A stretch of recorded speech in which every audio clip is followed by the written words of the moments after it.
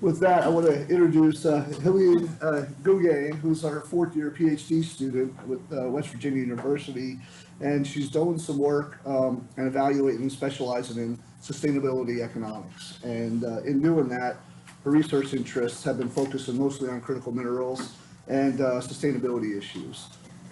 Her current dissertation is addressing the challenges faced by AMD and operators and the barriers to the extraction of those elements across the region, including looking at some of the legal, institutional, and supply chain disruptions.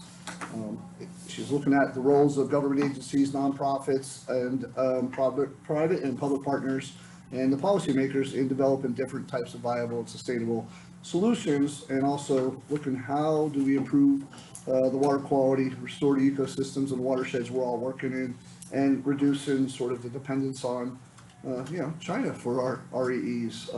So in doing that, she's done a lot of work and published some information here that she's going to be talking about here today. That's talking about these innovative strategies for AMD treatment and resource extraction, and then highlighting their sort of collaborative approach and what many of us and many others throughout Appalachia are doing. And I think she's probably incorporated some of that work and some of the regression analysis that she's worked on into her presentation today. So with that, I'll turn it over to Hélène, and welcome to Pennsylvania. Thank you. So hello again, my name is Hélène. I'm a fourth-year PhD student, and this is part of my 3 essay dissertation. So it's a survey with a little bit of regression analysis, and so I would really appreciate your feedback, because everything here is just preliminary analysis. So please don't hide any question. Don't just tell me, and I'm going to see where we can fit it. I work on this paper with my advisor, Dr. Alan Collins, and also this research was made possible thanks to the International Mine Water Conference, because I was able to get a lot of participants from there. So thank you. So this is just kind of an outline. I will just skip that, so we just go straight to the point. So we already know that acid mine drainage is one of the world's most serious environmental problems that pollutes water. And acid mine drainage actually occurs through when water mixes with mineralized pyrite, and that causes some kind of chemical reaction.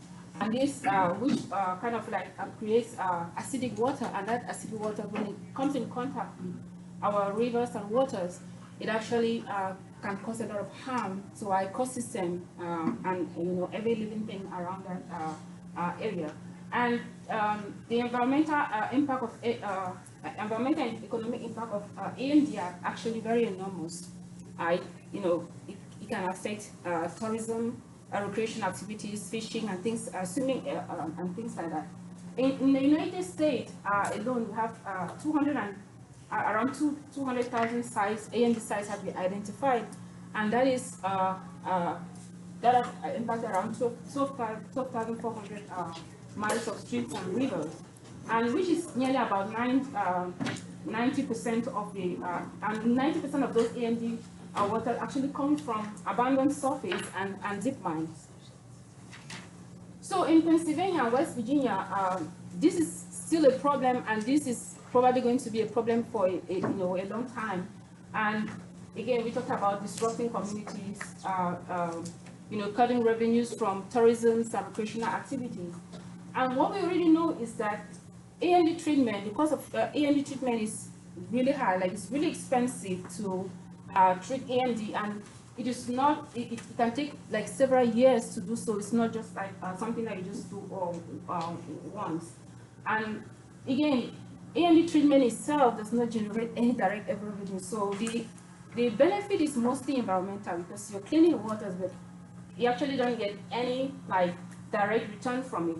So it is perceived as a public good. And for that reason, a lot of times, like if you're not, a lot of investors will be like reluctant to invest into something when they know they're not getting anything back. So most organizations, like ones that we interviewed during this survey, like non-profits and government, they rely on funding coming from either with the government or coming from organizations or from those who are really interested in funding treatments like this. recently we just discovered that we can actually extract rare earth elements from AMD, and that opens door to another opportunity, which is, you combine that environmental benefit, which will add to a little bit of economic benefit, which I'm going to talk about in a few slides. And, this could actually transform the way we look at EMD treatment, as well as invite more people to get involved into this treatment. So, you're talking about the environmentally sustainable method, as well as which is, clearing that environmental liability, as well as providing some kind of valuable resource from that extraction. So talking about rare earth elements, so what is it? Like, it is a group of 17 elements which are very important in many devices that we use. For instance, your cell phone has some rare earth elements, in case you didn't know, your laptops. It is important in medical devices. It is important in a lot of defense equipment. It is also important in energy transition, which is, if you look at a lot of papers now, like this is real focus. Electric vehicles, they use rare earth elements. And so the West Virginia State, waits to jump onto the opportunity and say, okay, so West Virginia State passed a House bill for the Abandoned Mine Land Act, giving ownership. So if you extract, if you do you do the AMD treatment, and then you extract rare earth elements, it becomes yours. So it gives ownership to whoever extracts rare earth elements from acid mine drainage. But then the question is that we all know that, when you start, you cannot just bump into somebody's land and start doing your sampling and stuff like that. So we know that sometimes it involves multiple parties. The person that owns the land or has the right might not be the same person doing the treatment. It might just be a non-profit. Again, there's a non-profit who got grant from government, be able to claim or extract to get some money. Like, that was not the purpose for which you got the grant for. So things like that. And then you also know that the type of ownership structure also can impact the way how you interact with those land. Like, okay, so if you are you have your landowner agreement, you don't have the surface right, then maybe another person has a colonial right, and everybody's trying to claim that, okay, well, it is my land, or I have the surface right, it should belong to me. So those are some of the things that kind of like drew us to like, okay, so maybe we should look deep into this issue to see who really holds that mineral right, even though the law says whoever extracts it. So that was one of the reasons why we kind of looked into this topic. So the issue of who holds the right to the mineral extracted from EMD remains unclear. And, particularly you have that multiple parties, type of organizations, which we're going to talk about, and multiple type of ownership structure. So research question, again, this is part of my essay, so it's a research question, our objectives here. How does the ownership structure related to land, mineral, and treatment facilities affect the incentives for the development of a rare earth industry? Our second research question is, does the West Virginia Abandoned Mine Lands and Reclamation Act of 2022, that's the law that was passed, does it incentivize rare earth extraction from AMD treatment sludge? And then our last question is, if the West Virginia law was implemented in Pennsylvania, what would the impact be? So then, in this research question, we're trying to these are our 4 objectives. So identify and analyze the effect of different ownership structures on the development of rare earth industry. We also want to evaluate the incentive created by the development of rare earth extraction industry from AMD treatment sludge that are provided by the law relative to the state of Pennsylvania governing the extraction of rare earth elements, and also discuss the potential impact of similar legislation in the state of West Virginia, and then formulate some policy recommendation based on those empirical findings from our research. So again, we conducted the survey for this paper. We mostly targeted AMD operators in West Virginia and Pennsylvania.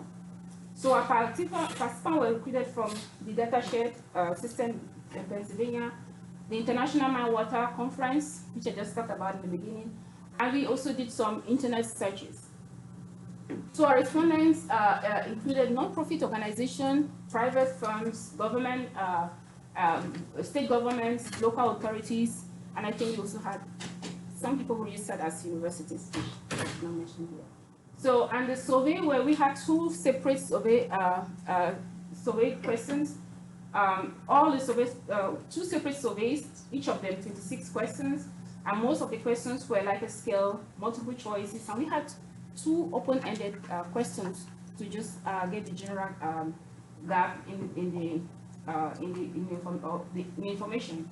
So some questions that we asked included general information about AMD, knowledge of rare element, ownership structure, interest in investment, possible legislation in Pennsylvania, and the legislation in West Virginia, and then we asked about demographics. We obtained the RRB approval from West Virginia University, and we conducted some pre-test interviews with 5 EMD operators. So those are like executive board of directors or executive from different companies. So we had non-profits, 2 non-profits, we had government conservation district and private companies. So those were both Pennsylvania and West Virginia together. So then our total population of response, so for PA, we initially had, we gathered around 190 organizations, all included diverse, but we only got 74 responses. For West Virginia, we had 55 responded, but only 24 responded. So let's, I'll begin by looking into the survey before we go into the regression analysis. So these are a few of the questions that I picked from the result from the survey. So the first question kind of asks about the type of organization in West Virginia and Pennsylvania. So this is a joint, we did a joint, and then we did analyze both each state separately. So this is joint, and I'm going to show you another one which is separate. So the type of organizations we have, so you can see that in both states we have more non-profits. So 33% non-profit, followed by private firms, state government, and local municipal government. So I talk about colleges, I think it was just 1 or 2. And then we asked, our question was, one of the questions that we asked was whether the type of organization represented an obstacle to the extraction of rare elements. And we can see that I think 25% agree that it presented an obstacle, or the type of organization presented an obstacle to the extraction of rare elements, and for 15% disagreed, and we had 15% also strongly disagreed. And then our next question that we asked, so our next question that we asked was the organization interest in investing in rare elements if it is economically viable. And we can see that 23% agree, we had strongly agree, 15%, and another big part was they kind of like undecided. But we see that the number is kind of like interesting to see how many people who want to invest if it's economically viable. And then we talked about ownership structures and how they can impact the interest to invest. And like I said, 55% had of the respondent had just the landowner agreement. 12% had a combination of land agreement and surface right, and the rest of it is just a combination of surface right, a co-mineral right, or landowner agreement, or all 3 type of ownership structure. But you can see that only 5% had just a surface right. So again, we're going to be looking at our variable of interest is going to be surface right once we move in the regression analysis. So also looking at the joint result for PA and West Virginia, so we asked our respondents whether they'll be willing to partner with another organization to work on a project for element extraction. And we see that 25% answered that yes, they will be willing to do so. 42% said they will maybe and only like 10% said no, that they will not be able to, that they will not do that. And so then another interesting question that we asked was thought about rare earth elements rightful owner in both states.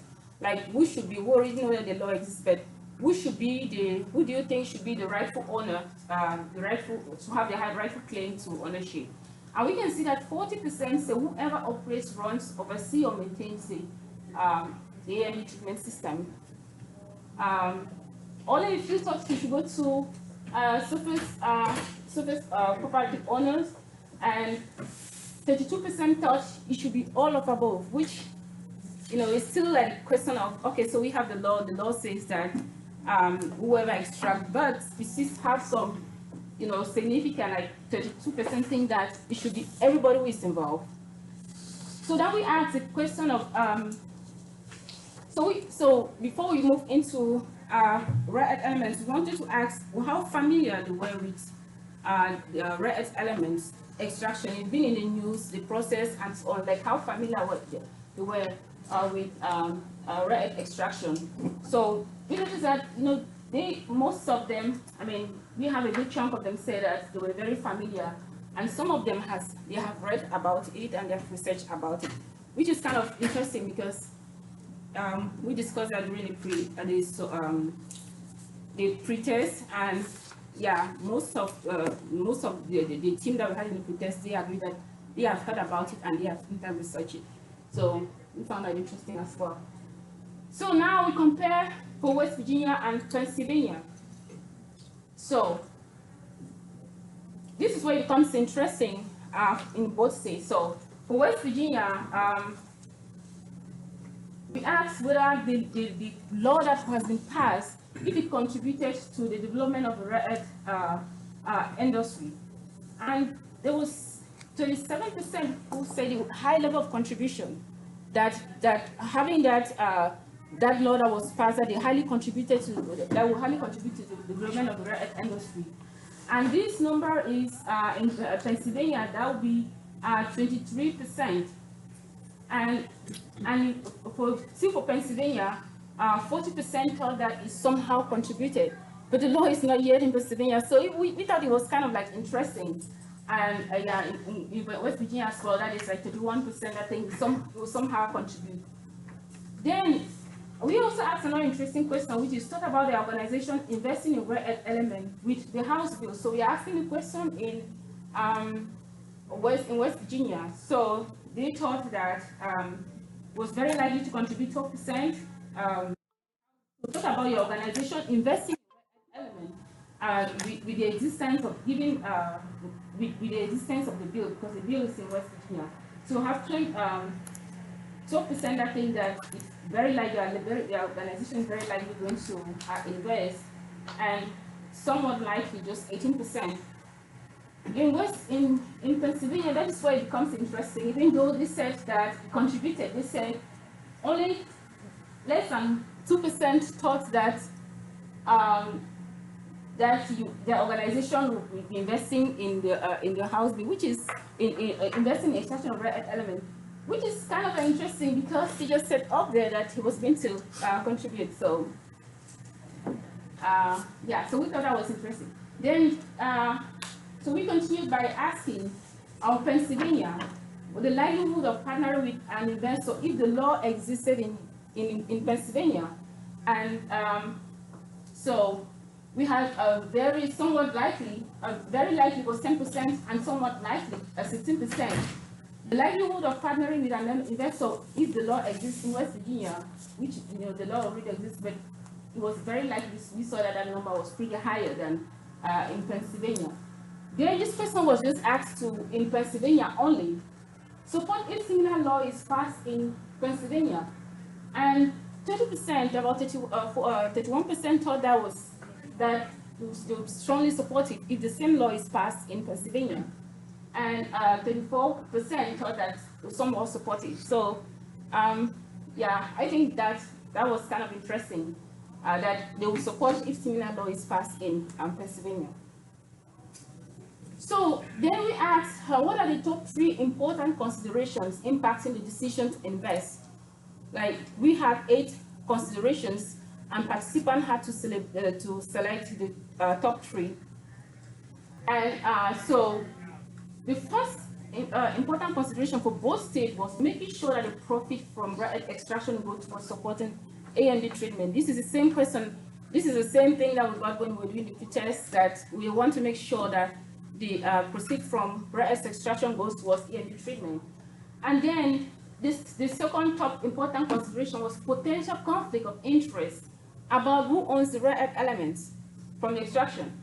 And the third one was risks resulting from rare earth extraction, especially including state and federal regulations, market volatility for rare earth elements. So market volatility for rare earth elements is another research all in its own, so we're not going to get into that. And then accessibility to financial capital resources necessary to extract rare earth elements. So those were kind of like, I added it because we're just kind of like the same number. So those were the top considerations impacting the decision to invest. So then we wanted to dig a little bit further in the data to see if we could do some regression analysis. So we decided to do the binary logistic analysis. The purpose is to estimate the likelihood or the probability of a binary outcome. We're looking at our dependent variable here is the interest to invest or not to invest based on the ownership structure or other factors. I'm going to be showing you the variables right now. And we wanted to predict whether an operator is likely to invest in AMD treatment given the institutional or ownership scenario. So the institutional will be the law that is in place in West Virginia and not in Pennsylvania. And the ownership scenario will be surface right, mineral rights, and landowner agreement. So our dependent variable is the binary outcome of yes for interest to invest, and 0, which is no for no interest to invest. And how do we interpret this model? So if it's positive, have a positive coefficient, it means it increases the order of investment. So for instance, if we have, we might say that the landowner agreement might be associated with a higher level of interest to invest in the extraction of rare earth elements. And if it's a negative coefficient, then we might see the decrease in the order of investment, which is, right? Sorry, ma'am. Okay. So which is, like for instance, having a passive type of treatment system may reduce the interest to invest. So this is our variables of interest.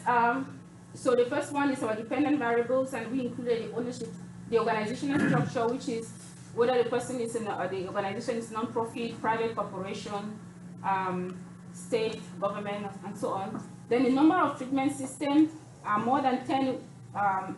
That was our base, and then less will be 0. Then we use so we're talking about surface right as our ownership structure. That was the base.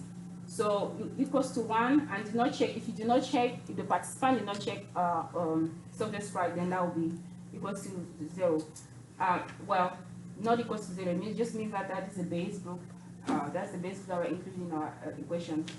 And so we also included rightful claim to ownership, age, treatments, the experience, number of years in the AMD treatment system, education, gender, and as well as the state, West Virginia and Pennsylvania, because those are the 2 states you're working on.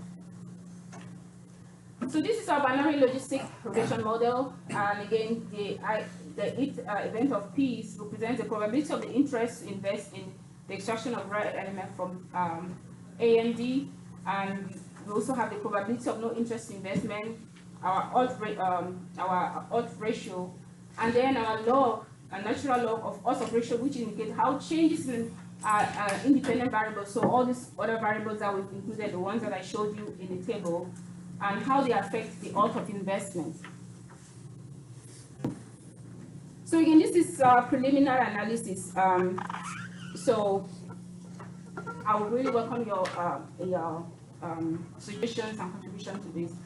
So we can see that education, private corporation, and West Virginia kind of like have negative coefficients, so which means that it decreases that out of investment. So, but what really stood out for us was the surface right and the active treatment system. So we can see that. So again, we have estimates. We have a standard error statistics, a degree of freedom, significance, and that is the magnitude. and then the exponential estimate. So each of them, so this is a little bit different from the regular regression analysis, because this is not here where you'll be looking at.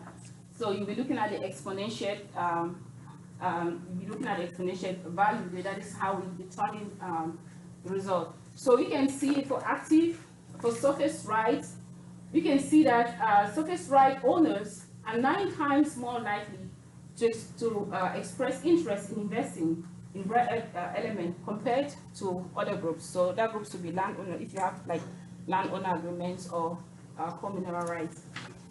And it is really interesting because that is high. And again, not everybody has surface rights. So, and then the next one we looked at, if you look at active treatment system. So operators with active treatment systems are 8 times more likely to express interest in investing in rare earth elements versus those who have just a passive treatment system. And it is significant. It is really important. Why? Because the value is really high compared to when you look at education, which is just 0.04.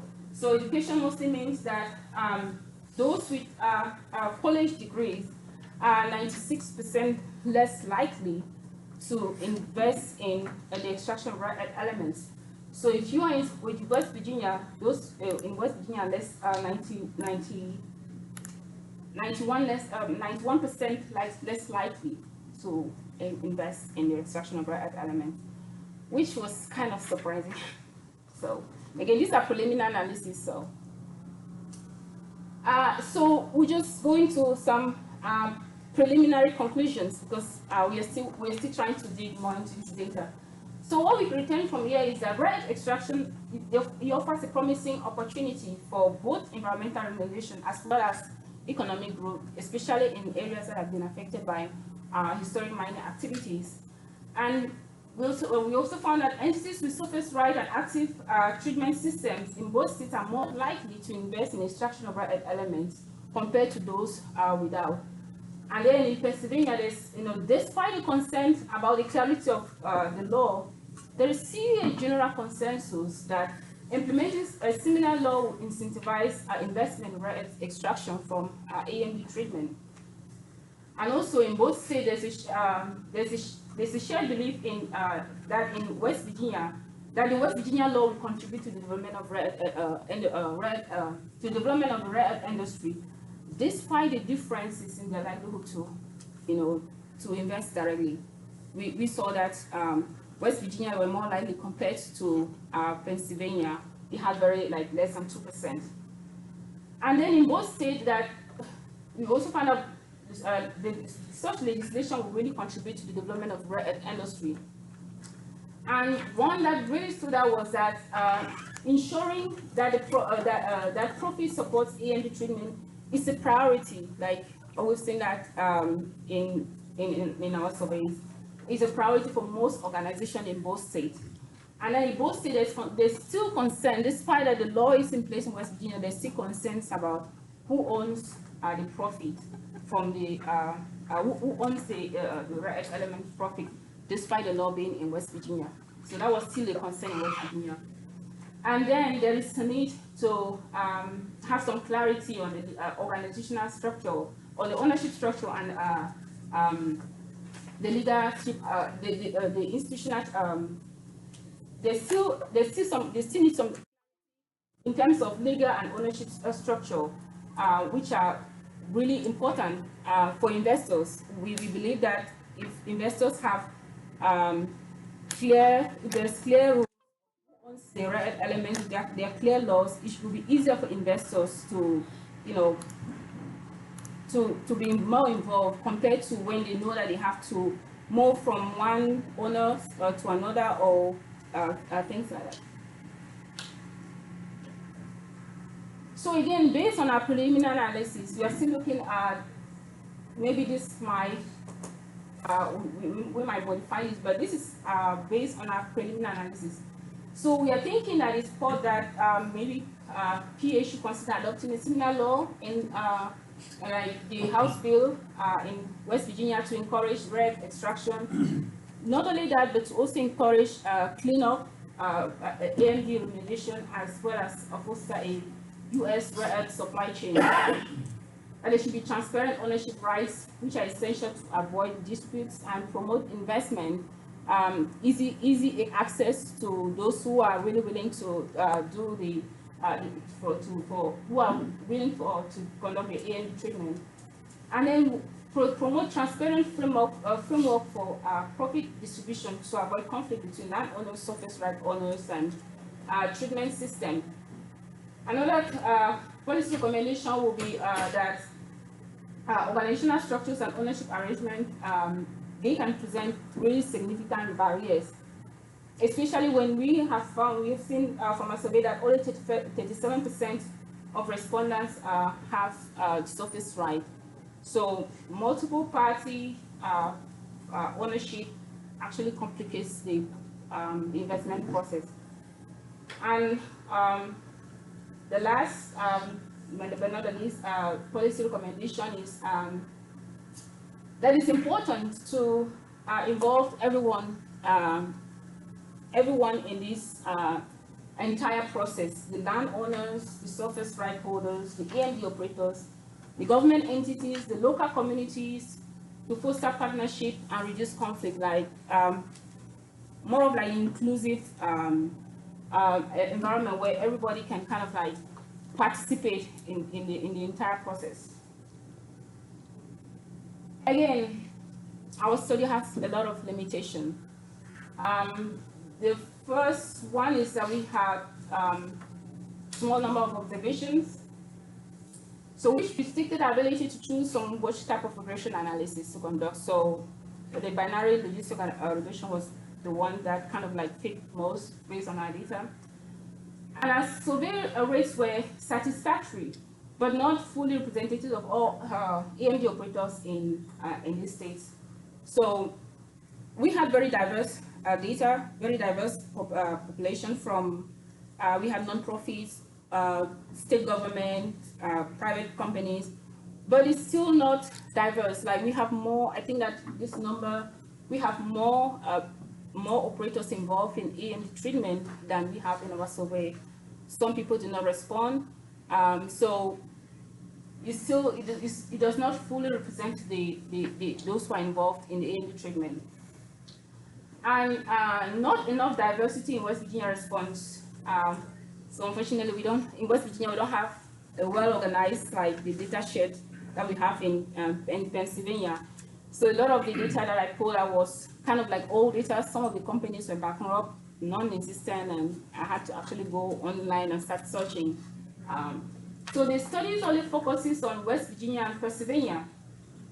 So AMD treatment is not only West Virginia and Pennsylvania, so we recognize that other states might have different challenges that we've not identified in this research. And so the West Virginia Department of Environmental Protection, they don't have, their database is not as solid as the one in Pennsylvania. And even the Pennsylvania data share system, there are some of the information and some of the organization that we do not find, that we got from somewhere else, but not from the data shed system, because they were not in the data that we downloaded from the data shed system. Then we only use online surveys. We acknowledge the fact that some companies are not online, and so maybe we did not reach out to them because they did not have perhaps mailing address or things like email address for us to reach out to them. So we only sent our survey through email. And then our responses were self-reported, like this is a common thing when you're doing online surveys. So because it's self-reported, so you may introduce bias, and no care should be taken when generalizing the results. So these are just some of the selected references that I use, and thank you for your attention.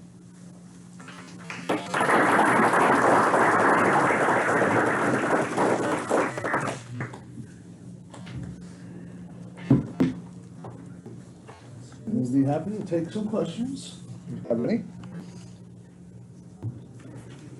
Thanks, Bobby. Yeah. Yeah, this is something we've looked at a bit in the Shamokin area of Pennsylvania, but it's still very early in the process, of course. But one of the things we looked into as a concerned citizens group advocating for environmental justice and economic justice for the people around the area is that what laws are there on the books in Pennsylvania that would allow for something to, well, of course, people don't have the capital. Private equity has the capital, so that determines a lot of what happens with the investment. But if there were to be a public works type of arrangement, especially if it's on public land, we can debate that. There are presently laws in the books, again, from FDR's time, from Roosevelt's, that time, and they're, as I say, they haven't been taken off. So a crafty group of citizens could advance that interest. So it doesn't have to be all private equity. So I'll just throw that out there. We're seeing ways that this can be done, but as I say, it's very early.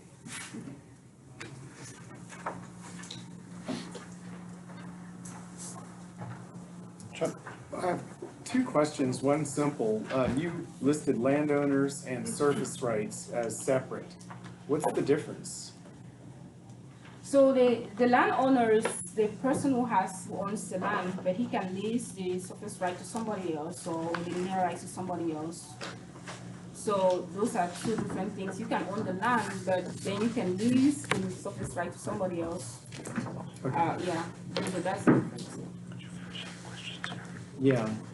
And then the other question or comment is, you didn't really ask the question about liability. So if there's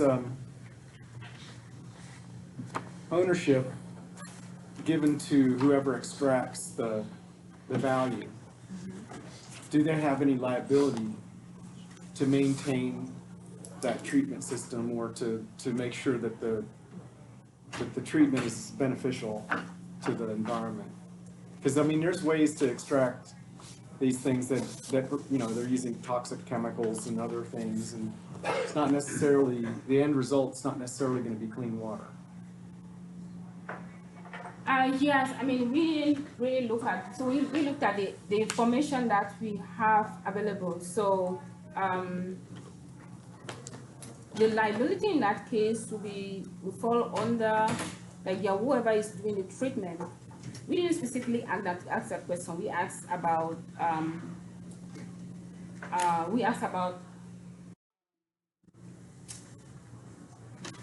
I mean, interest, like how will we be able to interest in to invest? But we did not include the liability because this will be, I think that this will be a little bit out of our scope. We are dealing with information that we have presently.